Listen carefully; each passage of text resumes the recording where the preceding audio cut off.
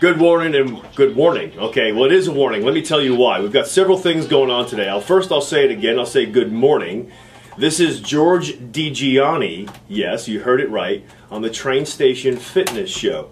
If you go to Facebook and you click or you enter George DiGianni, and I'll spell it for you, D-I-G-I-A-N-N-I, D-I-G-I-A-N-N-I, you'll see that that is my legally changed name. Why legally changed? Well, if you go to Facebook, you'll be able to see why, and I'll share it with you really fast. Many years ago, our last name is DiGianni, and there's only been 2 generations of DiGianni. That's been myself and my father.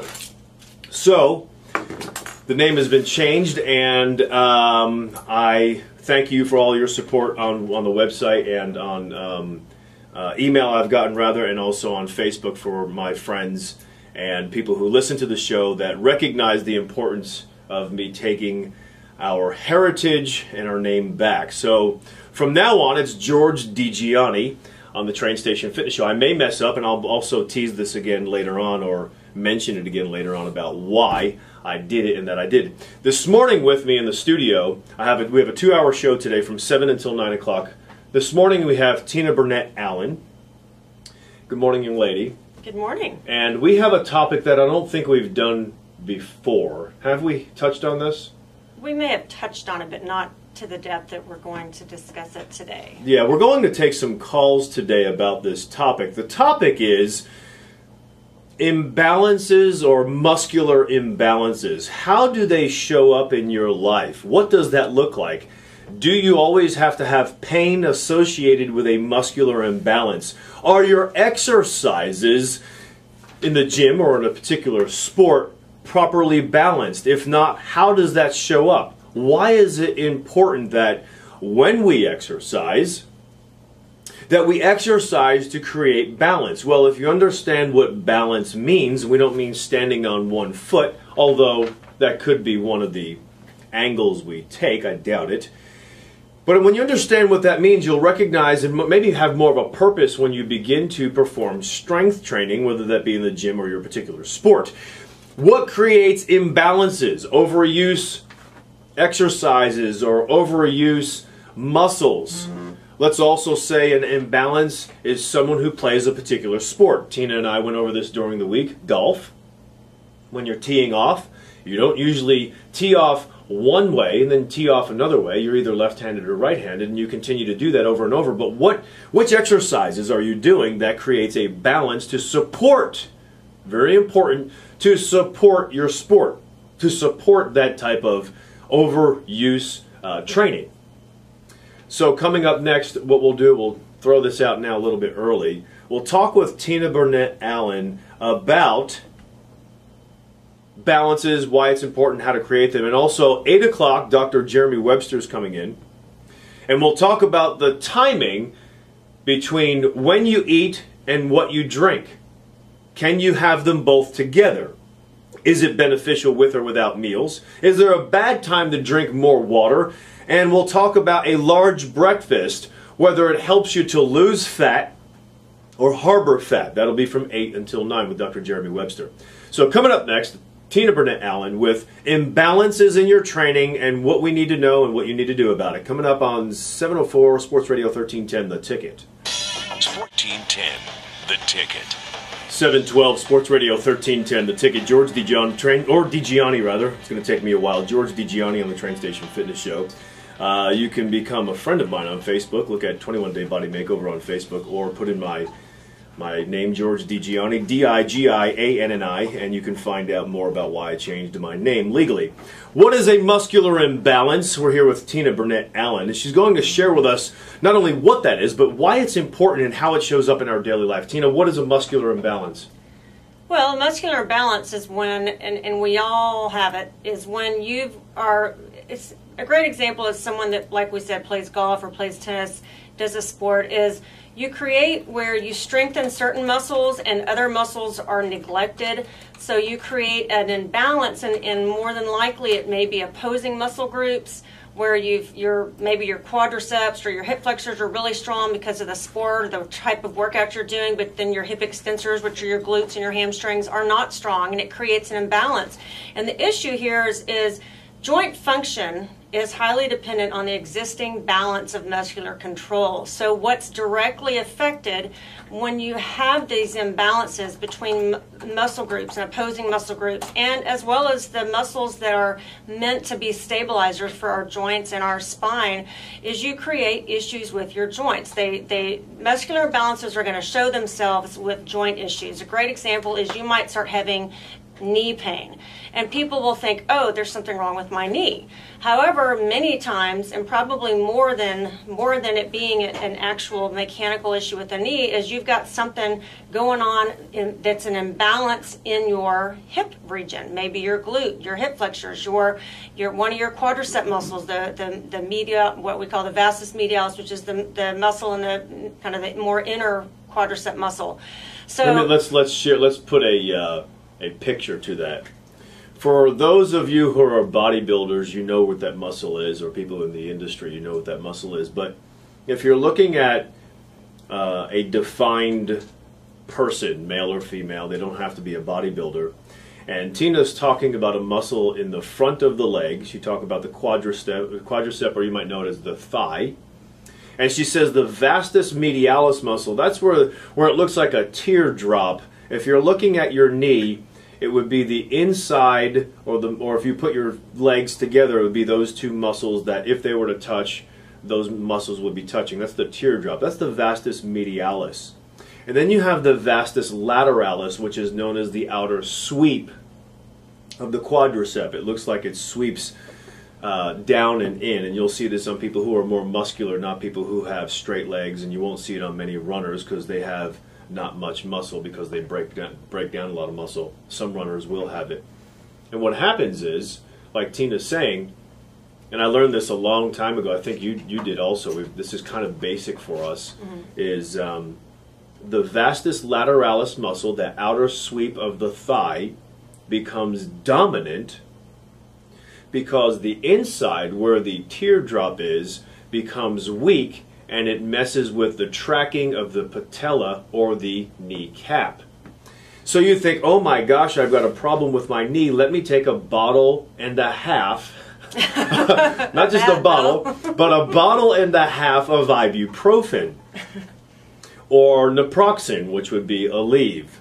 Not realizing not only will that not fix your pain, may not even alleviate a little bit, but it may, but it's not going to even, not only does it not take care of the symptom, but it doesn't take care of the cause, and that cause being a tracking issue. Now, what some doctors will do, and I don't know if you already know this, you probably do, is they'll perform, if they're going to do surgery, something called a lateral release. You know about the lateral release? Yes. Yeah.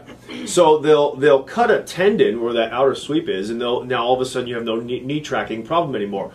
I have a question. Oh, here we go. What happened to strengthening the medialis muscle? Exactly. What's wrong with creating balance again? Why are you going to get it cut? Yeah. I think people get injured, and the first thing they do, or they not only say they get injured, they start having a pain. And the knee is the best. The knee and the spine are probably the two, and the shoulder are probably the three top most common places where people are going to have issues with joints because of muscular imbalances. But they're not thinking, oh, maybe I've got a muscular imbalance, and that's what's causing this. So they go to a surgeon, and it's and I'm not going to say Tina, that's how surgeons get paid. What's wrong with you? Exactly. If you and all the doctors out there are going to go, if you find how are they going to go?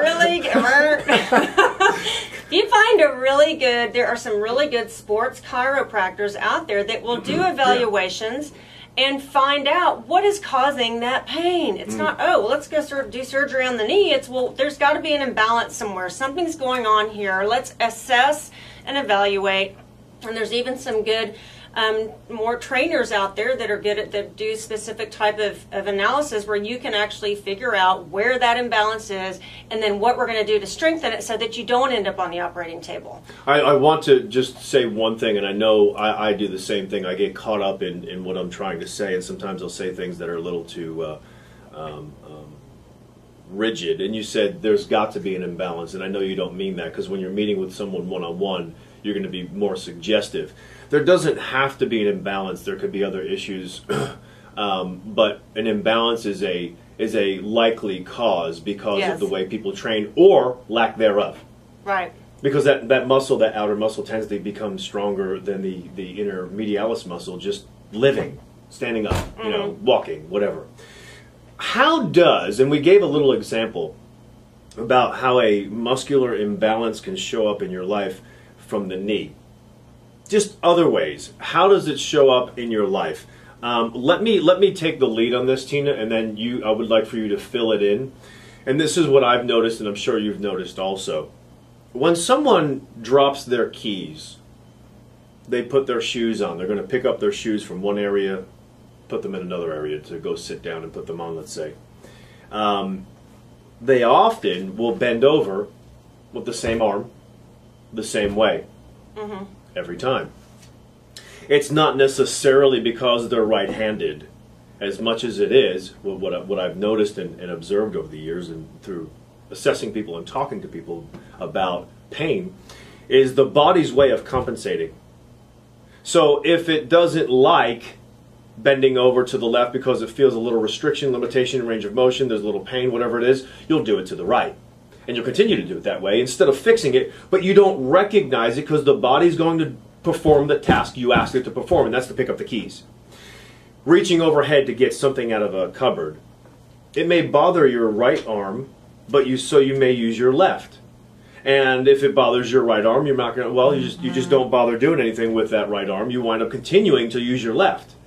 And so it may not be painful, but you might have a restriction or it might be a little discomfort. And it's this natural adaptation to life, whatever that is. Right. That the body will say, you know, I don't particularly like this, but I'm going to help you perform this task, and this is how we're going to do it. So here's another one. This is for people who exercise with squats in or out of the gym. You and I have known this for many years. Have someone watch you perform a squat. How many times have you and I seen even very strong men perform a squat? You watch them from behind and they go down and to one side. Yep. Down and to one side. Okay?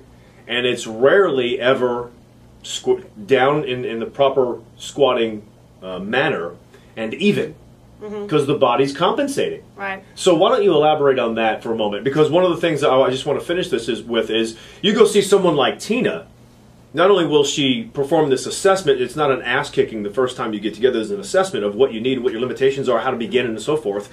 But you have someone watch you perform a squat, not with weight, with your own body weight. And then you build from there. Or you can film yourself. And I know that may sound weird, but it's just another way of finding out what you're doing because you may not think there's anything wrong. But go ahead and elaborate on that if you would. Well, one of the things I like to do with clients, and I always tell them, is I do one of the first when the first session we get together, I do have them do squats, and I look at them kind of from, as I said, from all four angles. I look from the back, the side, the front, and not just doing it correctly, but as George said, can you see that they're compensating? Are they kind of going to one side? And a lot of times I look from the front, and one of their knees will pull into the inside, and the other one doesn't. And there's there's many times there is something that's not moving in the proper alignment, and the knees aren't tracking right, and the hips aren't going straight down and back like they should. The weakness will show it. The weakness will show. Yeah. And that's why I like to do a lot of unilateral or one side at a time work with people, because like even something as a lunge, I watch them do a lunge too, because a lot of times you'll watch them do a lunge and that one knee that pulls in, you can see it pull in even more, and then they do the other leg and there's no problem. So strengthening, and that's what creating a balance is finding where the compensation is and knowing that you got this side's not working as well. Sometimes the muscles aren't firing as well. There may be a nerve issue that's affecting the ability of the brain to recruit that muscle.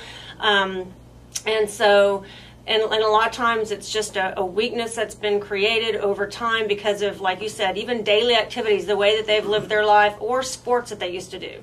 So it's finding that and then trying to create a program that will strengthen and create a balance to avoid, because when you don't have the balances, it affects your performance, it creates the ability to have more injuries. It also creates those joint issues down the road. It's going to be a degenerative process that can just start causing problems with the knee that really are mechanical problems. If you have any questions or comments about today's topic, we are taking calls even in the second half of the show. 888-787-1310. Give us a call today. Tina's only going to be here until 8, and then Dr. Webster's coming on from 8 till 9 with me. So 888-787-1310. Let me share a couple of other ways imbalances can show up, or how your body's talking to you. You may not be aware of it. One of them is someone who holds the railing when they go down the stairs. Someone who, when they go to sit down, will reach for the arm of the chair and then sit down, and then reach for the arms of the chair to stand up. What you're probably unaware of is you're getting older and you're not paying attention to how when you were younger you would get out of the chair without even thinking of touching the arms to help yourself out, or when you would walk down the stairs you wouldn't think of holding the railing. But now that you're getting older and weaker, and you have imbalances because some muscles may be stronger on the when you're going up the stairs. You have stronger glute and hamstring muscles. So you're getting weaker. What are you doing? You're holding on. And you think, well, that's normal. No, that's just not normal. It's the norm, but it's not normal. The other thing is, and I don't want to say it shows up for other people this way, but it's been showing up for me. I've been typing a lot. I've been busier than I've ever been in my entire life. I've just taken on new tasks in my life that have made me busier. And my wrist extensors are on fire. It's part of the top of the forearm. I don't know how to explain it, but From whenever doing what? my wrist extensor, from a lot of typing, tons of typing, and I know it sounds gay, but it's, you know, compared to all the physical stuff I used to do, but they're just on fire. If I, you know, putting the leash on my dog, lifting my phone, not lifting my phone, you know, pushing the off button on my phone, typing sometimes. I mean, everything bothers it, and one of the things we'll discuss coming up next are stabilizer muscles. And I want you to comment on that. But if there's any questions or comments about today's show, 888-787-1310. Give us a call today. It's 725 Sports Radio 1310, The Ticket. 32, George DiGianni on the Train Station Fitness Show. I was just informed by Brad, P1, that the first 5 or 10 minutes of the show are not streaming, Dave. It's all commercials. And I tried to send an email out to Rich. Would you do that for me, to Kat and or Rich, letting them know? It's the second person who let us know this morning that the show did not, for the first 5 or 10 minutes, stream. It's just been commercials. Anyway, so I want to share with you where the orphanage will be today. You can spend the day with them at the Ultimate Summer Boat and Outdoor Show. The orphanage will be broadcasting live 10 a.m. to 12 noon at Dallas Market Hall. Great deals on every boat imaginable now, and there's even more than ever before. So more information, go to boatshowandmore.com.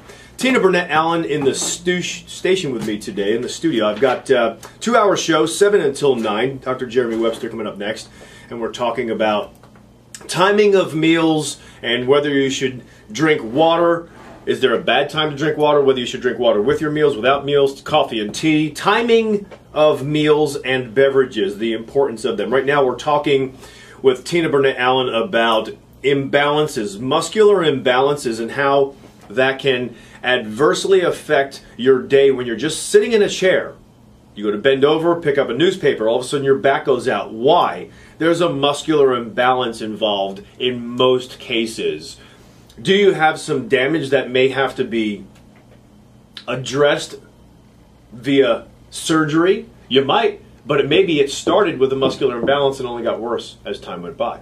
Do you have a disc that's bulging more than normal? And I say more than normal because everybody has bulging discs throughout the day, every single day, at different levels. But do you have one that's pushing on a nerve? Is that a muscular imbalance? Is that a weakness that's doing it? Do you need surgery?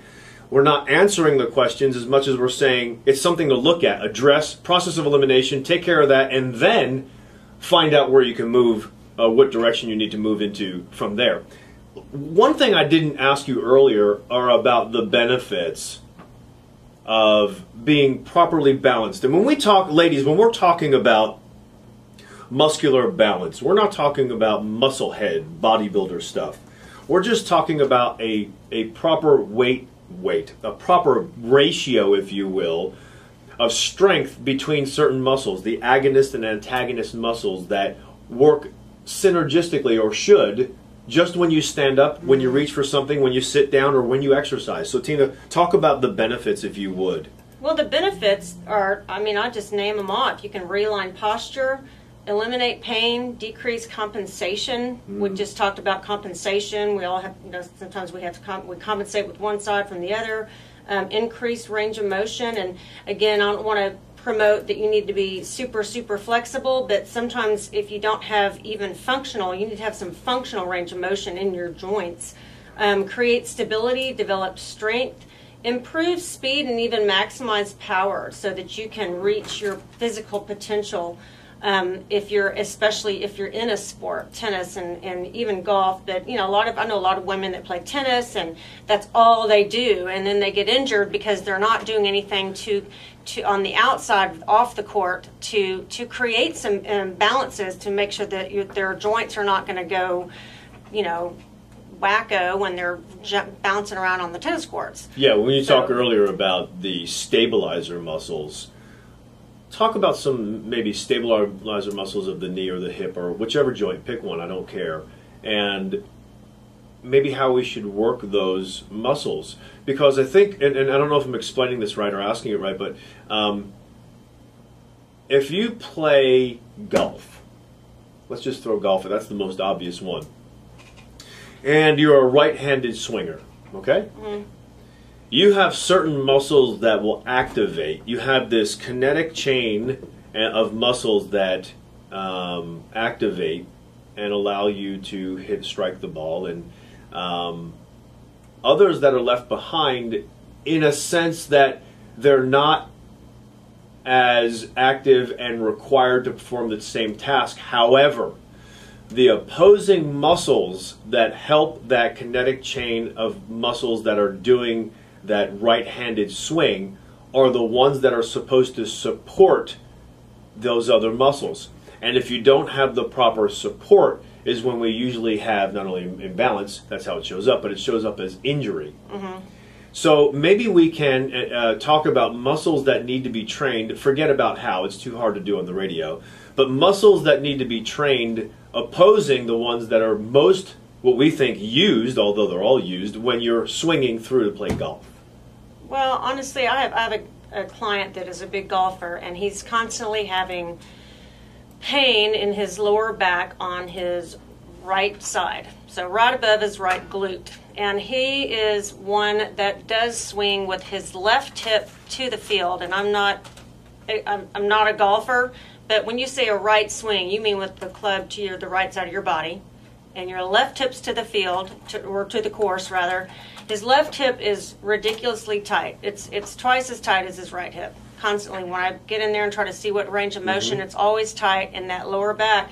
So isn't the premise of isn't the mindset of a golfer, well, all I have to do is stretch? Right, Tina, I'm just tight on that side. Let me just stretch it. Not recognizing, and this is very, very, very important for people who don't understand how to positively affect a tight muscle is not necessarily to stretch it, but to strengthen the opposing muscle will actually help you gain range of motion. And that's if that's the only takeaway people get from this show, I think that's a valuable lesson. Right.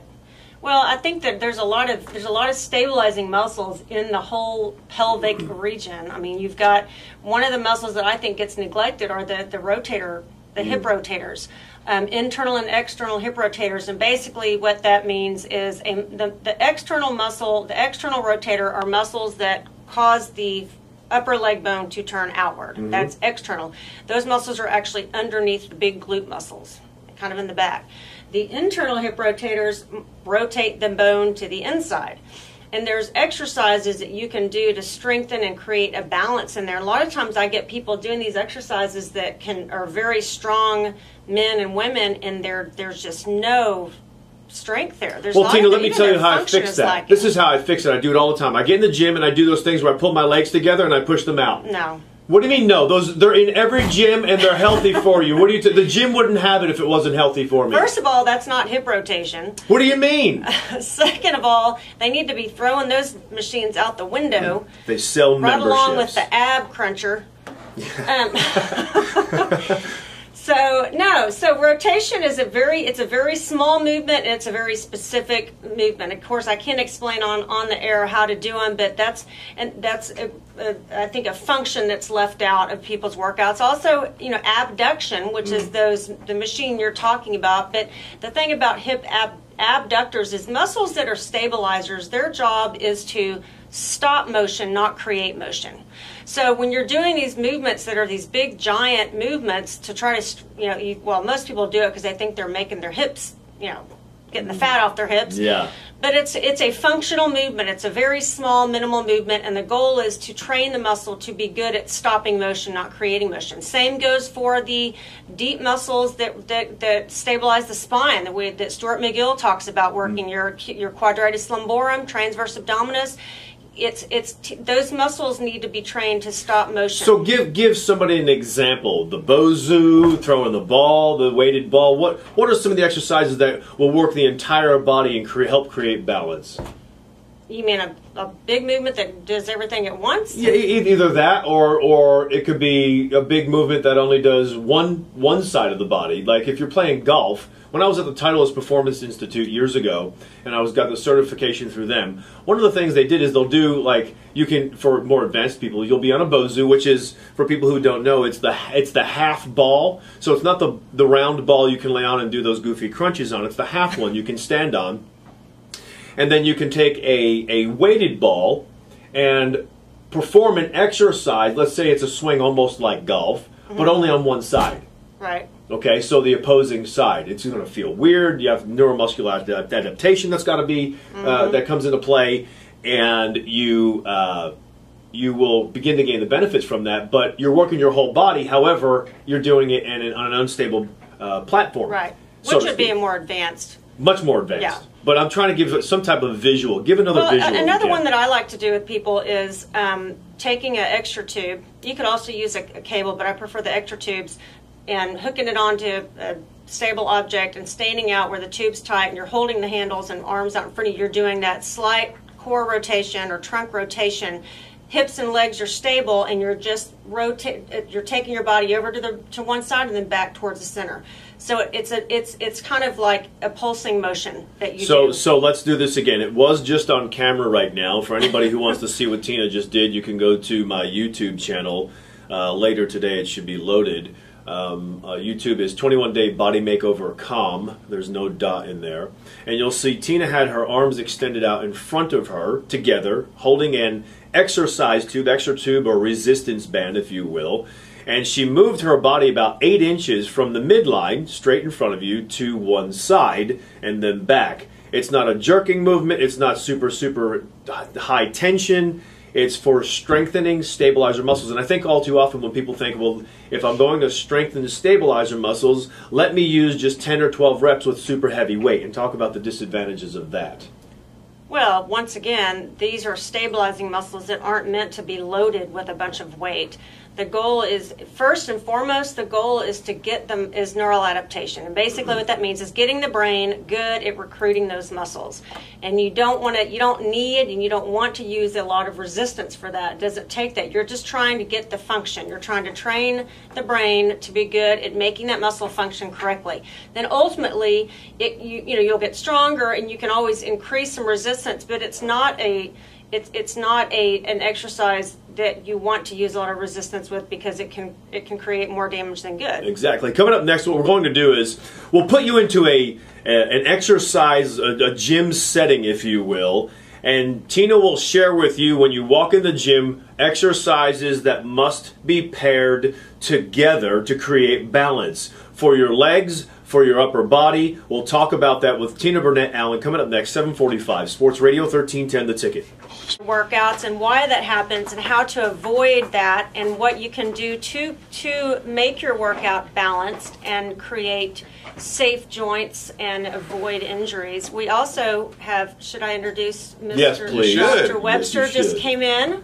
He's going to be the 8 o'clock man, but he's also going to chime in, I think, a little bit on our topic. I have questions more than anything about this. Well, I think, and I'm glad, because Tina might be able to stay a few minutes later. Maybe she can or cannot. But let's first talk about, before Dr. Webster's questions, someone walks into a gym. Here are several different routines they might do.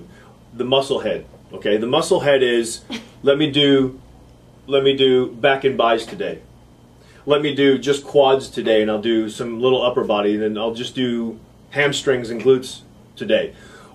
You know, we know that that's creating imbalances. It's the purpose of this show. But what's happening? What are they doing? The joint and how they postural integrity is, there is no integrity.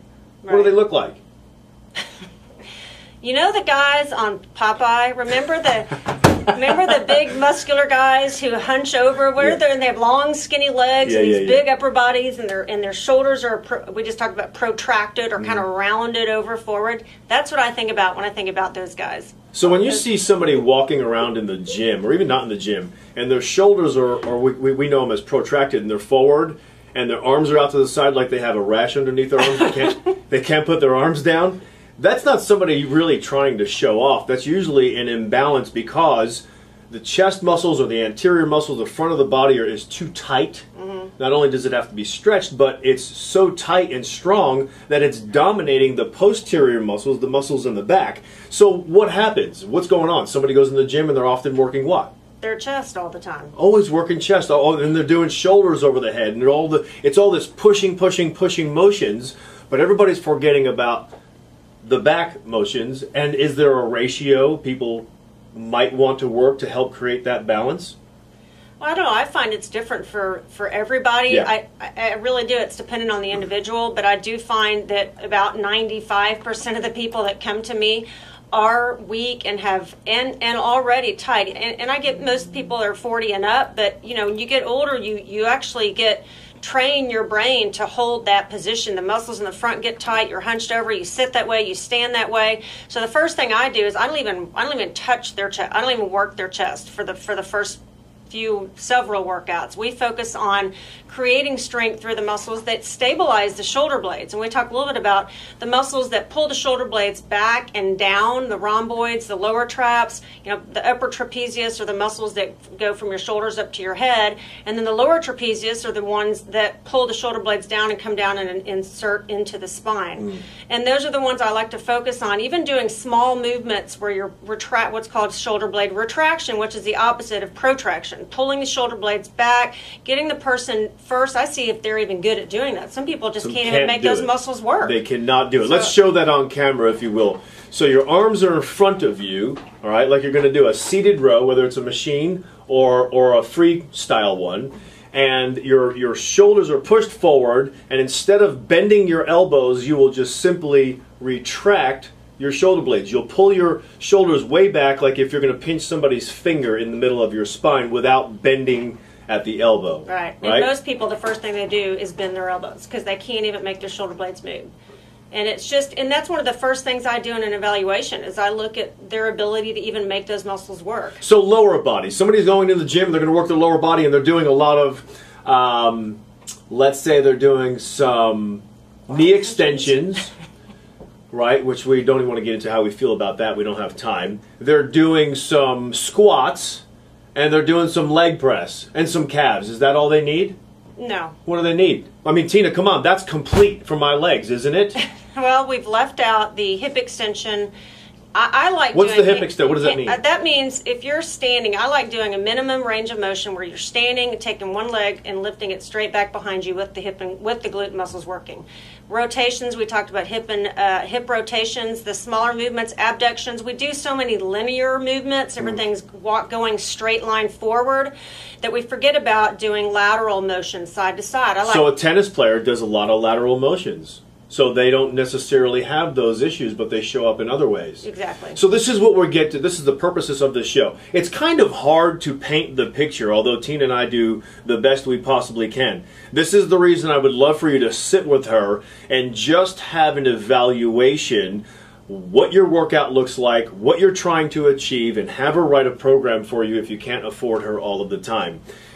It's priceless, honestly, when you have someone who knows what they're talking about. It can show you exercises that you've never used before or heard of. I guarantee it.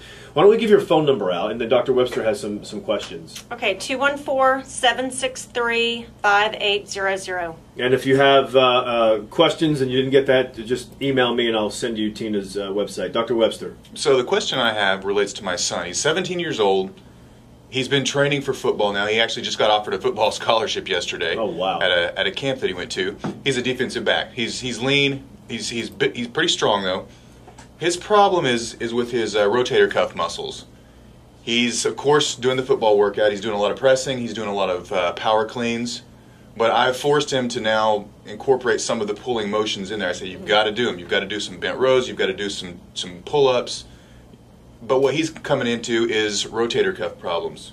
When I start just palpating, he's got just tight bands that are really tender back there in the teres minor, infraspinatus muscles, the muscles that basically externally rotate the shoulder. What can you recommend for a kid like that who, he doesn't have the forward rolled shoulders. He's got good posture. His shoulders seem to be in proper alignment, but he still has a lot of problems with his arm. And in fact, he was going to be the quarterback, and he played quarterback last year, but he can't even throw the ball now because it hurts his shoulder so bad. Does he stretch? No, he doesn't. He definitely doesn't do upper body stretching. The first thing that comes to mind is, and you don't know without really touching somebody and assessing them, and you would know that better than anybody. But wouldn't you think, Tina, that if, and I don't mean even part of the workout, just a workout of completely just stretching, massaging, doesn't that come to mind with someone like that who's maybe overtraining? Yeah. No, I always think the first thing that comes to my mind is research, studies show that one of the best ways to treat something like that where there's this chronic tightness isn't just stretching, but it's massage right. therapy, because you don't really want to stretch if there's an injury or tears. You Right, don't you want don't to want to stretch stretch a spasm muscle. Right, Oftentimes, but- Right, the overly massage will stretching help that, right. Yeah. And I was kind of reading the liner and not really paying attention to you, my fault. But the first thing that came to my mind was stretch, not a spasm of course, but if you're tight in an area, it doesn't necessarily mean it's a spasm all the time. Always do the massage, but if you stretch that area, and I don't mean prior to the workout, just stretching, as just stretch. Like the guys who are protracted, right? Mm-hmm. Doesn't mean stretch before your workout. Just go stretch on a wall, get that chest, opened up. It may be part of a protocol. Is it the protocol? No, nobody knows without assessing. Right.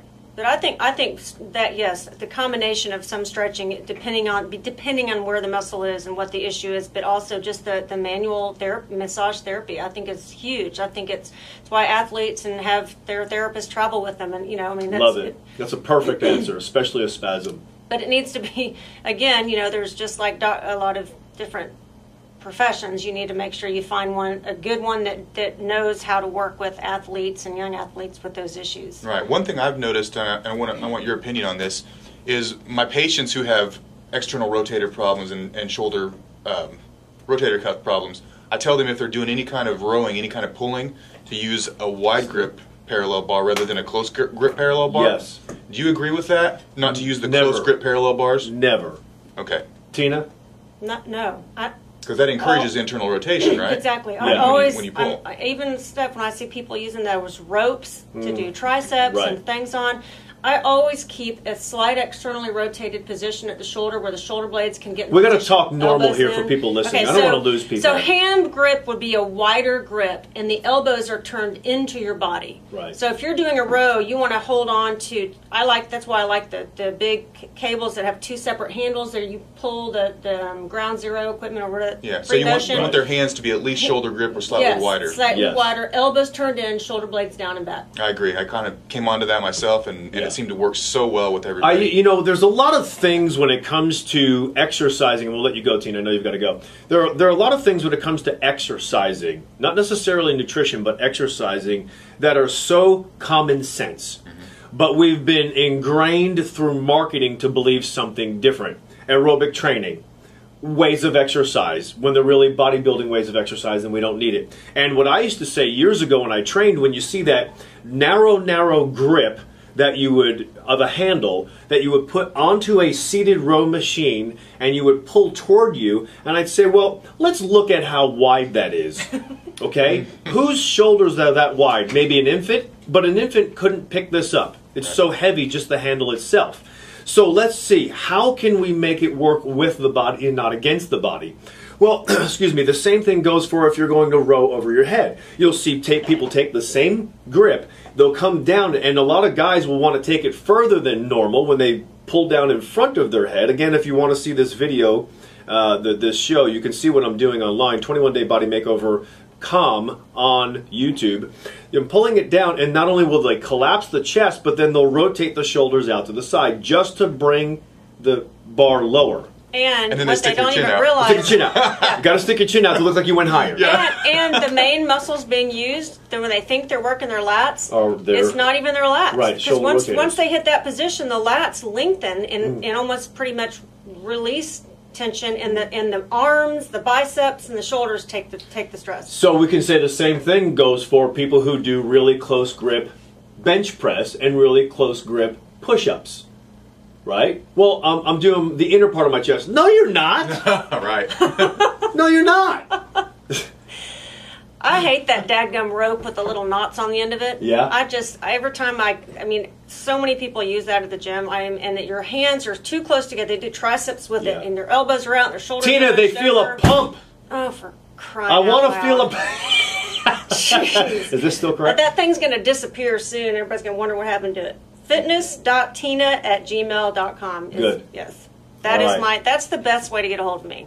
All right, so thank you, Tina, for coming in. If you have any questions about today, and I'm sure a lot of people have a lot of questions, like, what the hell were you talking about? And I'm sorry if it goes over your head. I truly have to apologize for that because we do the best we can. But this is a show that is so valuable, you will want to get in touch with Tina to talk more about it and have her assess you. So do find her on email or phone number from earlier. So thank you for coming in. I appreciate it. Sure. And we'll let you go to your clients and go make some money. All right, Dr. Webster, we're talking with you now. See you, Tina. Yeah. About healthy nutrients that can actually hurt you if you have them at the wrong time of day. And that's just kind of odd. I mean, how can you say something that's healthy is going to hurt us if we have them at the wrong time of day? And one of the things I teased earlier is beverages. If we have tea and coffee, let's say forget about whether we're supposed to have it or not supposed to have it because of adrenal function, all that other stuff. But if we have it, we're not supposed to have it with food, or we are supposed to have it with food. There's a lot of confusion. And also, water. Is there a bad time to have water and too much water? It's going to make people's heads spin. It will. So let's talk more about that. We'll come up next. We'll throw it to a break. We'll come up next and we'll talk about where your mind is in this, because I'm actually going to be kind of lost, I think. Okay, so Dr. Jeremy Webster coming up next, 805 rather, Sports Radio 1310 The Ticket. Broadcasting live. 8:13, George DiGianni on the train station fitness show. If you missed the very beginning of the show, I talked today, you can go to Facebook and put in George DiGianni, DiGianni, and I've legally changed my name, and you can see the press release that went out talking about why I did it. Only 2 generations of DiGianni, myself and also my father. Everybody else has been DiGianni, and I took my heritage name back, but it's more detailed than that. If you want to go be a friend of mine on Facebook, you can do that. In the studio with me is Dr. Jeremy Webster. We're talking today, believe it or not, well, I guess if you've listened to this show long enough, you know exactly, you don't have to try to believe something because it's kind of out there sometimes, but we're talking about the timing of eating and drinking, and I don't mean alcohol. Do you drink tea or coffee or water with your food or without? Now, I've talked about this for several years about the reason we drink anything with our food is 2 reasons that I've come up with. One is habit. You go to somebody's house or the waiter or waitress comes up to you and asks, what would you like to drink? The second, we don't chew our food enough and therefore we wash it down with water. We might not think that's the case, but if you chewed your food enough, you really wouldn't need anything to drink, and I don't drink anything with my food. And you're going to talk about that more in depth, I'm getting. So let's talk about how that can affect us. And I would say the third reason why people drink a lot of fluids with their meal is because they think it's good for them. Because they've been told to drink more water, right? Everybody's told you don't drink enough water, you don't drink enough water, you need more water. Water's good for you, water's healthy. It's one of the most key things to our It's a nutrient. to our health. Right. Well, they think, well, the easy way to do that is just I can get 2 of those big 24-ounce ice waters with my lunch, and I can drink at least 2 of those. So I've got now, what is that? Each one of those is 3 cups. So I've got 6 cups of water in just during my lunch. So I've almost got enough water for the entire day. You know, they recommend 8 to 10 glasses or cups. You know, which is, you know, if it's cups, it's probably on the low side, but you know, close enough. But that's just simply not right. You don't want to be drinking your water with your meals. Yeah, water is important. Most people, it's true. Most people do not drink enough water, and we need to be drinking more. But the last thing you want to do is drink more with your food. Is it because of diluting digestive enzymes? Is it simple as that, or is it something much more complex? Almost. It's really diluting the stomach acid. Oh, okay. Is what it's doing. Think about what happens if you're in chemistry class and you get splashed on the face with some acid. What do they tell you to do? Well, rub it in flood. like makeup. Yeah. It feels good. It's like lotion, right? No, you don't do that? Yeah. Flood. They say don't say flush. They say flood yourself, dunk yourself. Right. You know, drench yourself, fire hose. Right. Because the solution to pollution is dilution. there you go. And with acid, it dilutes it out and makes it to where it's not even a problem anymore. That's why you can go into a swimming pool. My wife's always amazed. I pour this straight muriatic acid into the swimming pool. Well, it's what, 20,000 gallons, 15,000? Yeah. We got a 28,000 gallon pool. I pour this stuff directly, Right. and if you touch it, you touch the stuff on your skin, it will make your skin steam. It'll make the cement steam if you drip a drip Wow. on this concrete. It'll make it just fry. But you dump this in the water, and you can get right in and swim afterwards. And she's like, how can you do that in that acid? I was like, well, this is the solution to acid is water, so this buffers it completely. Right. The same thing happens when you drink a bunch of water when you're getting ready to eat a meal. Most people don't realize that stomach acid is one of the most important things to absorbing your nutrients in your meal. Hold on. What you're saying doesn't even make sense. Why would anybody listen to you? I take 18,000 Tums a day because I have too much stomach acid, and you're telling me I don't want to dilute stomach acid? What kind of doctor are you? One that understands physiology. Yeah. Good point. So let's talk about the importance of stomach acid, how it breaks down food, and that it's not the stomach acid, or it's not the same response that people might think that they're going to get if they have a normal amount of stomach acid versus trying to dilute it. Well, when it comes to food and absorbing nutrients and starting digestion, the first place that digestion starts is in the mouth, of course. Chewing starts the breakdown process. There's an enzyme in your saliva called amylase, which starts breaking down certain carbohydrates. But once you swallow the food, that's when digestion really begins. Because that chewing motion signals to the brain that, hey, food is coming. We need to do our job. So you mentioned enzymes. Enzymes are key. Your pancreas starts releasing enzymes. Your stomach has certain enzymes in it. You have enzymes that can break down certain products, certain proteins and fats and carbohydrates.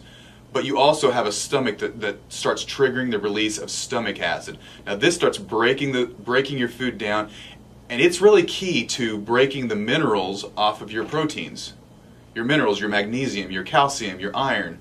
All these things are typically bound to protein in your food. You need stomach acid to get that process going so you can break those down, break those off, and then start absorbing all of your minerals. Your B12 is the same way. Without stomach acid, you cannot absorb B12. So what you're saying is you're effectively taking any of the nutrients that may be in the food you're eating, if you are eating something somewhat healthy, and you're eliminating them through the body if they're not broken down properly. Yeah, if you don't break them, if you don't break the minerals from your protein, you're not going to absorb them. You're not going to use them. Maybe a silly question. Someone eats dessert, tiramisu, and which is devoid of nutrients, and they eat a head of broccoli, okay, whatever. Throw something dark green in there. And they have the proper amount of stomach acid. Do they still get that breakdown of nutrients that go to where they need to go, or is it interfered in some way and not properly absorbed because of the bad food? Because of the combination? Yes. Probably depending on the bad food, exactly what it is. Well, I just gave you what it is. Tiramisu, I can't even think of what exactly that is. Maybe it's like chocolate chip cookies. Okay, I don't care. there you go. I know what's in chocolate chip cookie. Take something like that, and you're eating a bunch of gluten along with it. Right. So that can actually bind to the lining of your gut and make it impossible for your gut to restore itself, and it can affect the lining and the health and the integrity of the gut lining. So you might get poor absorption of nutrients and poor elimination of toxins because of that bad food, even though you throw the good food on top of it. Now, yeah, you're probably going to get some absorption, but I think you're right in that certain bad foods will prevent absorption and block you from this. And believe it or not, even the water, everybody thinks of water as something healthy, and it is. We need hydration so that our body chemistry can work properly. But if you drink a bunch of water with your meal and dilute your stomach acid, you've halted your ability to absorb your nutrients from that food. And then you're setting up a lot of other digestive problems. Reflux, we've talked about reflux. Why does apple cider vinegar work for a lot of people's reflux? Because it triggers the brain to release more stomach acid. Now, what people may or may not know is on my cleanse, we recommend having a tablespoon or more of apple cider vinegar on your vegetables to help increase stomach acid, to help break down the food. But you can have that just by itself, can't you? Yeah. I mean, you don't have to have it with food, and it actually helps you to become less acidic, not necessarily alkalizing you, but less acidic. Isn't that true? You know why it is, though? It's because it helps you absorb the nutrients, the minerals from your food. When you absorb minerals from your food, that makes you more alkaline and less acidic. And that's what it's doing. It's just improving your digestion so that you can be more in balance. If anybody has any calls for Dr. Webster, any questions, give us a call, 888-787-1310. And you can talk with him about your nutrients, maybe even some medications that you're taking that may prevent you from absorbing certain nutrients. Because Tums. one of the things Tums, exactly. One of the things I mentioned earlier is having a bad food with a good food. And you said there may be some prevention of good nutrients. But medications can do the same thing. Sure. Where's a good place to go with this right now? Because we like coffee and tea. Coffee and tea, you know, if you have stressed adrenals, there's all that. We've talked about that 1,000 times if we've mentioned it once. But how does that affect us in this whole process? Is it the same as water? No, not at all. We know, let's just take green tea, for example, and let's say that the green tea doesn't even have a lot of caffeine, so we don't have to worry about the adrenal effect, because we've talked about that so many times. Right. We're not going to talk about adrenals. Let's say we've got a low-caffeine green tea, loaded with antioxidants, right? Loaded with EGCG, which is a catechin that's great. It's an unbelievable antioxidant. It's great for the liver. It's great for your fat-burning processes. I don't think anyone would deny that that particular product has a lot of health-positive effects. Mm-hmm. But I've got a study done from the Journal of Clinical Nutrition. T.A. Mork is the main author. And he says, if you drink coffee or tea, either one, in fact, the tea has even more effect, more of a negative effect. If you eat it at the same time as you eat your meals, or drink it at the same time that you eat your meals, you reduce your iron absorption by up to 90%, depending on the concentration of the tea or coffee. Why does a guy care about that? Girls care. Why does a guy care? Well, strangely enough, it might be beneficial for certain guys to slow down their iron absorption. But I can't tell you how many women, especially, and I've tested men too that are low in iron, right. But a lot of women aren't able to absorb enough iron. And if you drink an iced tea or a coffee with your breakfast, you might be eating this iron-rich food. You don't absorb it. Tom writes, does drinking wine with dinner have the same effect as water? It would probably, but you're not going to drink as much wine. There's nothing wrong with drinking 3 or 4 ounces of water. So if you're drinking 3 or 4 ounces of wine, that's not going to be a problem either. And wine actually has some beneficial effects to digestion, so it's not going to be exactly the same. But you would never, well, I shouldn't say never, but most people wouldn't drink 20 or 24 ounces of wine with a meal. If you did that, yeah, it's probably going to foul up digestion. And you'd be a fat ass. And a whole lot of other things. Can we do this, Dave, or no? With the time, can we take this call? All right, go ahead. Delaney, you're on the ticket. Good morning. Good morning. I wanted to know, with you guys talking about nutrients and enzymes, if you had any recommendations for kind of juicing for beginners. I want to start doing it. My dad is a type 2 diabetic. He's been under control with food and diet and exercise, but I wanted to see if it was safe for him as well. No, don't juice. Have him eat whole foods. Have him eat whole fruits, whole vegetables. Not a lot of fruit, but certainly not a lot of juiced fruits or vegetables. Because a lot of people, they don't like the taste of juiced spinach or juiced kale or juiced broccoli by itself. So you end up putting a lot of juiced carrots or juiced apples, things to sweeten it up. Well, hold on 1 second. Let me play the other side of that. What if it doesn't have to do? What if taste is not a factor, and it's just I'm just going to juice to be healthy, Thank you for saying and I don't add a lot. She's trying to. Oh, repeat that. I was going to say thank you, George, for saying that, because I've bought the pre-juiced things from Whole Foods that has the kale, cucumber, celery, and he loves it. Good. So if he, that's, I guess that's one of the points. Let's not say not to juice. What if the person likes it or is just going to power through it and not going to add a bunch of carrots and fruits? They're just doing the vegetables. Positive or negative? It's got to be positive. In that case, yeah, positive. If they don't do a lot of the carrots and fruits on top of it, right, the diabetic doesn't need all that extra sugar. With that said, I want him eating a lot of whole fruits and vegetables also, because that fiber will help slow the transit time of other carbohydrates and sugar that may be in his diet, and the fiber will be beneficial too. So get the fiber, but then use the juice as kind of a supplement to get extra nutrients on top of it. Here's one thing, and I'll let you go. Here's one thing I'd like to add to that. Some people don't like vegetables. Actually, many people don't. So if you can get to him to have the juices that he likes, and it begins to change his taste buds over a week or two, then he'll most likely crave those type of foods versus giving it to him in a food form or and also a juice form. So find whatever works best for him to be able to do it and adopt that part of his life. Coming up next with Dr. Jeremy Webster at 7:26, we're going to talk more about, and we can even throw in some more juicing stuff too if you'd like, sure, more about beverages being taken with or without your meals. Certain beverages like, what did you want to mention next? Does it have to be beverages, or did you want to go into large meals and iodine? Breakfast and iodine and just different things that we think are healthy, but in some cases are not healthy. Let's do large breakfasts. People who have a large breakfast, they think they're going to lose fat from doing that. Let's talk about that coming up next. 8:26 Sports Radio 1310 The Ticket.